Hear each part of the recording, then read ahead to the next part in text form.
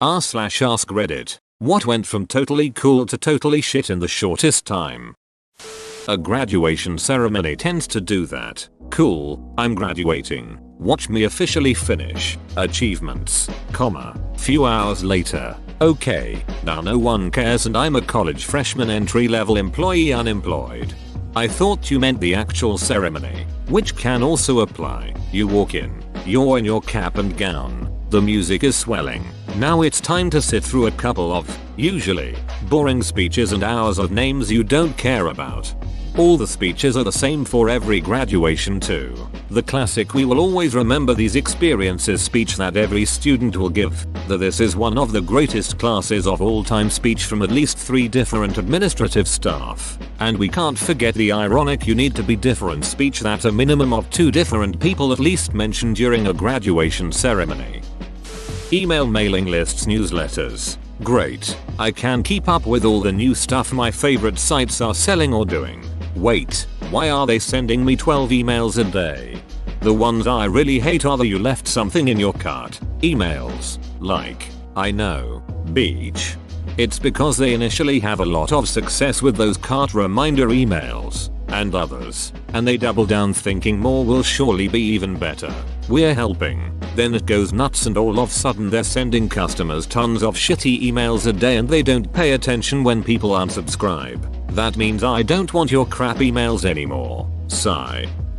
Unemployment. Cool. All the time to play video games and stuff. Shit. How do I pay my bills and why will no one hire me? No one will hire you because you have no experience. And you have no experience cause no one will hire you. I'm in my 50s and can assure you that it's been this way since the late 80s. Employer, OMG, you have great experience, but we can't hire you because you have no degree. Employer, OMG, you have a great education, but we can't hire you because you have no experience. Me, WTF. Social media, not all of it is shit, but much of it has gotten that way. 2008. This invention is incredible. It's going to change the world. 2019. I want to get off social media's wild ride. I thought it was getting old in 2008. I must be getting old. Joined Facebook in 2004. I think I pretty much stopped using it around 2009. Went on a date on Tinder. She was a beautiful older woman in her late 30s, looked my age. I'm 29. Hit it off great, we had a beer together and she asked if I wanted to step out to the patio for some air. It was a very nice day. As we walk out she sees this other guy at a table and says hi and talks for a few minutes, then comes back over to me. I ask her who was that? She responded my ex-boyfriend, but don't worry, he's just my coke dealer now. And kept going back to talk to him about getting money or that she would figure out something to cover the coke. Yeah, it was weird at it. We had only been on a date for about 15 minutes when she told me this. It's unusual for a coke user to look 10 years younger than her years. I know, that's why it threw me off even more. Literally, the ice cream that I ate, due to lactose intolerance. Anyone, you have to try this pizza. It's amazing.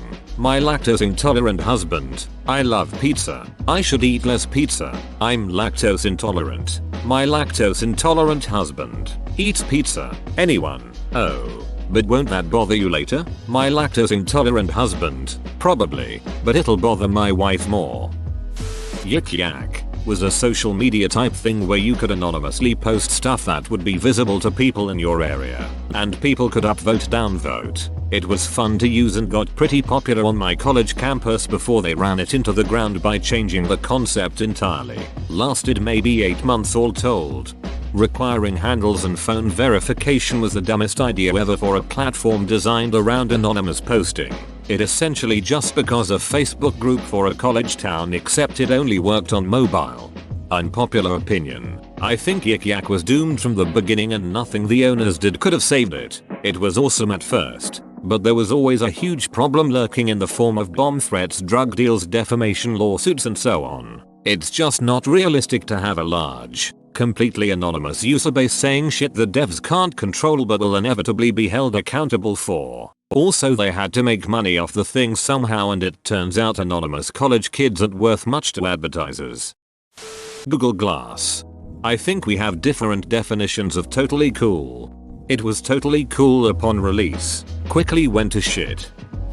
Pokemon Boy, remember that summer it first came out, wandering around the neighborhood and meeting so many neighbors also out finding Pokemon. I walked so much those first few weeks, and took my phone on runs to hatch eggs and stuff. I don't even remember what happened, but suddenly, we all stopped playing it at once. Was it an update? Or it crashed a lot? Can't remember. But within a month, it went from everyone is playing to completely disappeared. I hear it's still around, but it's definitely not what it had been. Closest we've ever come to world peace was that July. No, really, I feel like the whole world was a little brighter in those days. Mini disc players. Or those little cartridge players that would play like 30 seconds of a song, but you had to have all the little cartridges, or Video Now, Juice Box, or any of those useless plastic media products that you wanted as a kid before smartphones came out. I remember when those Clip-It cartridge things came out, and McDonald's had little sample ones in their Happy Meals. Mine was a 15-second clip of Britney Spears' Stronger, and the sound quality was awful. My mom would go to McDonald's on her lunch break and get a Happy Meal and give me the toy if it was cool. Eating too many edibles. OMG yes. You go from I don't feel anything to the world is melting. I need to go to the emergency room in like 5 seconds flat. Yep, I'm an advocate for cannabis, but the one very unpleasant experience I had involved eating too many edibles. Went from feeling nothing to how the faces on the TV look kind of 3D. That's cool to I'm gonna die, I'm gonna die, I'm gonna die. Not fun. That week when Netflix changed its name to Qwikster, this really happened. They were trying to spin off their physical DVD rental side as a separate company called Qwikster, at a time when streaming was included with a subscription. People wanted one low price for both. Oh, man. I used to work for Netflix's customer service call center and I was on the early shift the day that shit show was announced. Now mind you, Netflix prided themselves on having short wait times for callers, at least in those days. IDK how it is now that they've outsourced. The call center was overstaffed on purpose. Usually there were no calls in queue and at worst it was 2-3 minutes in the afternoon. Managers would start to get antsy if queue got over 3 minutes. We had a 10+ minute queue the moment that press release went out, and 9 out of 10 people were pissed off and wanted to yell at someone. We'd only been told about it 30 minutes beforehand. Needless to say, it was a bad day. I'm gonna go with Skype. Game changer. Bringing video conferencing calling to the consumer world in mass. Then they were bought by Microsoft. Crashed faster than a 737 MAX. I work for a giant corporation. All of our office communication, both within each office and between other sites, is Skype based. I think they just started catering to corporations instead of consumers. Skype for Business is just Microsoft Lync with a new coat of Skype paint. They are phasing it out in favor of Teams anyway. Silly bands and especially fidget spinners, at least to kids. Silly bands were the absolute coolest thing at my elementary school for months. I finally got some as I was a shy girl with no friends who wanted to fit in. I wore them once and a week later nobody was wearing them. I still have those stupid little bands stashed somewhere, and a part of me thinks they're still a little cool. Whenever in like 2012 when everyone was saying every day I'm shuffling. Another one from 2012, Connie 2012. God, I miss 2012 despite how whack it was. Relationships. Holy duck, this person is amazing to holy duck, this person is a ducking a-hole. After 2 years I came to find out that my GF is riddled with crippling anxiety and depression and she was taught growing up to hide and bottle up emotions. So all this time she was suffering and I had no clue. It's tough to see her flip from happy-go-lucky to can't get out of bed for shit in a second and trying to say do everything I can think to help her the best I can. It's tough and it's getting tougher. For both of us. For her to handle it and for me to constantly be there. I promised myself I would never give up on her no matter what though, and I'm using that promise to myself and the love I have for her to push myself through so I just don't say duck it and leave. My best relationship to date was with a girl who, it turned out, was as lazy and depressed as me. We'd just lay in bed all day watching Netflix and talking and getting dirty. It didn't work out, but boy was that fun. Fidget spinners. I will admit, I still use my fidget toy. I think you win this one. These truly went from must have to hide this under your bed in less time than it took for your order to arrive from ThinkGeek. Jaime Lannister's character arc Mayo. TFW, you go on a long journey of self-betterment and realizing you've been a bad dude and are changing for the better, and then you jump on your horse in the middle of the night and eat yourself to a retarded death for confusing reasons. IDK. I've definitely seen the same thing happen in real life. A guy works hard to get over his crazy drug addicted ex, cleans up his life, finds new meaning, starts dating somebody who's really good for him, and then ruins it all in one drunken night of maybe I should text my ex. Personal growth isn't a linear process, and sometimes people relapse when they're under stress or self-sabotage when things are going too well. The big problem with the show is that the writers forgot that Westeros is huge and has a medieval level of technology, so Jaime couldn't just text Cersei and hop on the next plane to King's Landing for one last doomed hookup. It's hard to make an impulsive bad decision when it takes weeks or months to get anywhere, but the show abandoned realistic travel and communication times back in season 7. So Jaime is still hungover from the Winterfell victory celebration when he teleports to King's Landing to die with Cersei. When I was 16, I was going through the emo punk phase and I decided one day that I wanted to put colored streaks in my hair. So, I went to Walgreens and bought a semi-permanent red dye for dark hair, because I had no idea how to bleach my hair. I get home, apply the dye and think I'm going to look so awesome that it'll be worth it if my parents get pissed. I had no idea what I was doing, and instead of ending up with red streaks throughout my hair, I ended up with a huge red splotch at the top of my head because all dye clumped together or something. It looked terrible and was no longer worth getting in trouble for. The next morning I see my mom and she takes one look at my hair and bursts into laughter and tells me, "Whoa, you really ducked that up, didn't you?" She wasn't mad. She thought it was hilarious, and after a bit of teasing she went to Walgreens and got me a box of black hair dye so I could cover it up and not have to go outside looking like that. Your mother is a real lady, not beating who is already down. I guess nobody remembers Beanie Babies. I had around 200 as a kid and had the Beanie Babies magazine that valued all of them. My collection was worth a considerable amount. My parents recently stumbled upon the boxes containing my collection and we decided to see if they were still worth anything. Long story short, I received a lovely thank you letter from a kid who received some of my Beanie Babies for free.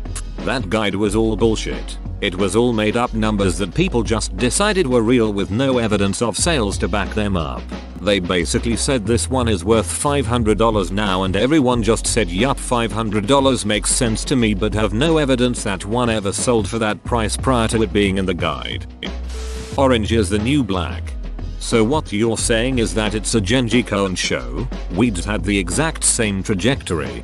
They put way too many characters in it. The Riot season would only spend 5 minutes a episode advancing what little plot it had, with the rest of the episode giving each character their one line. Anthem granted.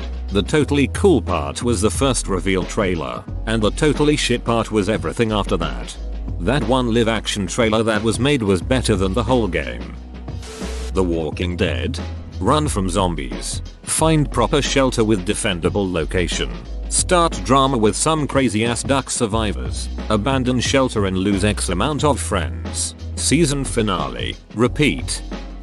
Heelys, open bracket. Spelling. The shoes with wheel in the back. At least in my town they were the coolest thing ever, then a couple weeks later nothing. Heelys are still the shit. It's Ken Bone. Done. Reddit's very own Icarus. Lessons learned. Keep your private stuff private. Michael Avenatti. As soon as he started talking about running for president, that shit was over. Connie 2012. YouTube. It used to support the creators and now the YouTubers are being screwed out of their money if their product isn't ultra clean. Edit. Mr. Word.